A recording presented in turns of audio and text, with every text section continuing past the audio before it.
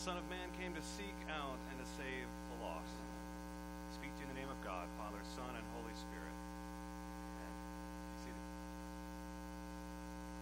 Recently, I caught snippets of an interview with the singer-songwriter David Crosby, who was touting a new album. Now, David Crosby was in a couple of the greatest bands of all time, in my opinion. The Byrds in the 60s, and then later, of course, Crosby, Stills, and Nash, and the little spin-off Crosby, Stills, Nash, and Young. But he's got a new album, he's got to go around and do the press. And what was so funny about this interview is that he kept talking about this kind of spiritual reawakening he had, and he kept saying, I should be dead.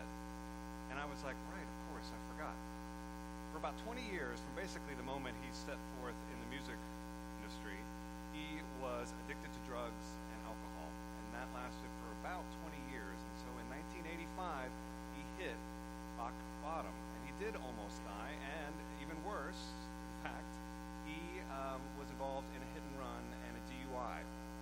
And as celebrities tend to do, they tend to get out of these things pretty easily, and he had the opportunity to flee the country in his little yacht and never come back. And as he left the coast of Florida in 1985, he had a change of heart and said, this is not who I am. He turned around, went back, turned himself into the police. And I remember in 1985, yes, I remember 1985, the record. I remember watching the news report of him in an orange jumpsuit, which is just so shocking to see a rock and roller this way. He was being transferred from one car to another, and all the reporters were gathering around, and he's going off to be extradited.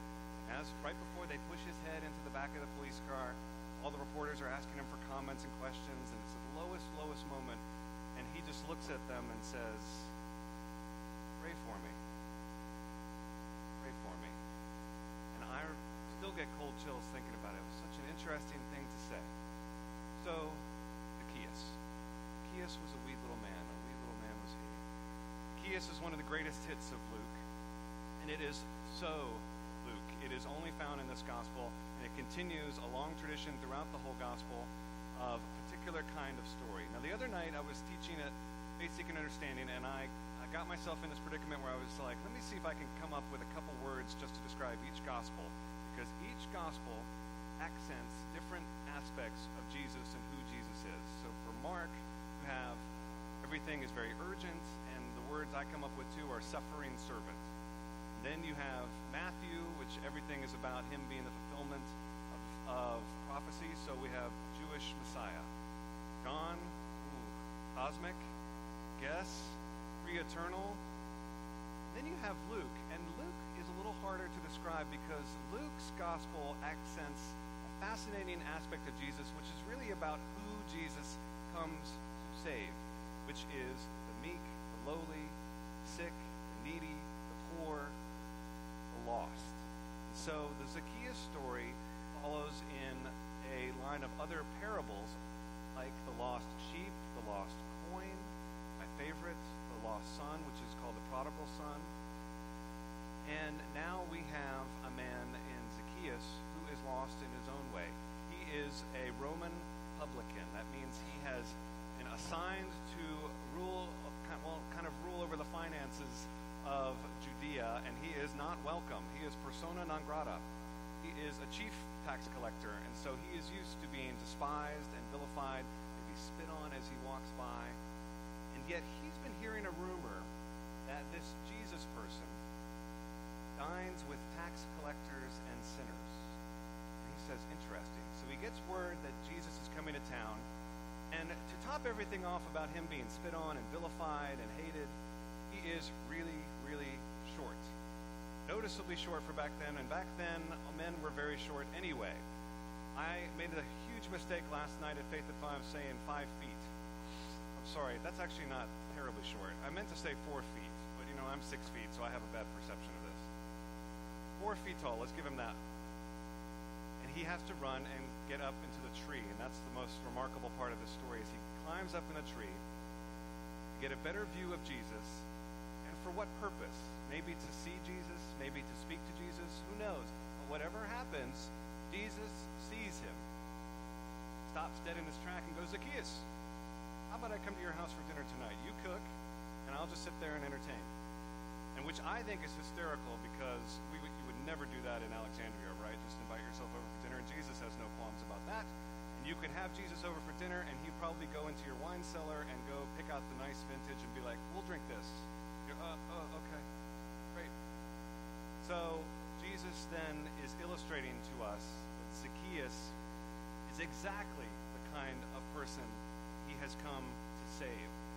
Not just the poor and the needy and the weak, but the lost, the people who are like lost sheep scrambling away, or like a child throwing a fit that's run away, and you have to get down on their level and get in their eyes, maybe even grab their hands and come back and bring them back to normalcy.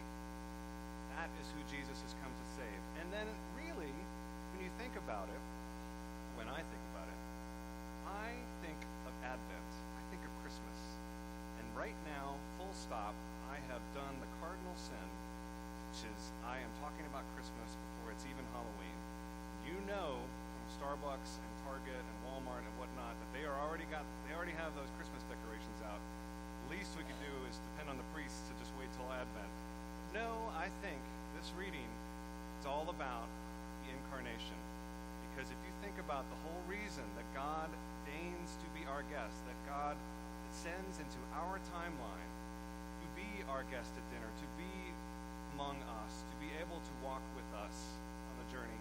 The whole point of the incarnation is for Jesus to inhabit that position, for Jesus to come down and to seek out and save the lost. So maybe it is a little bit about Christmas. And maybe also there is something to this notion that Zacchaeus has to climb up into the tree in order to get out to a vantage point for Jesus. Perhaps it is important that Zacchaeus has to go out on a limb. Zacchaeus is seeking repentance in many ways. In this broken world that we have, we are all sinners. We are all people that do bad things sometimes. We all have regrets. And yet, we are always on a search for redemption. Otherwise, we wouldn't even be in this room.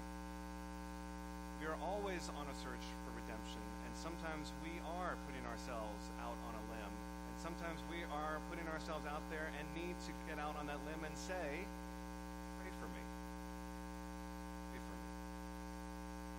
So, when you are putting yourselves out on a limb, I wonder if, in this exact instance, if you put yourselves on a limb, you make yourselves available more to Jesus and to that redemption. If you think about it, and I do wonder about this, would Zacchaeus have even be seen had he not climbed up the tree and got out there in order to be seen? I wonder about that.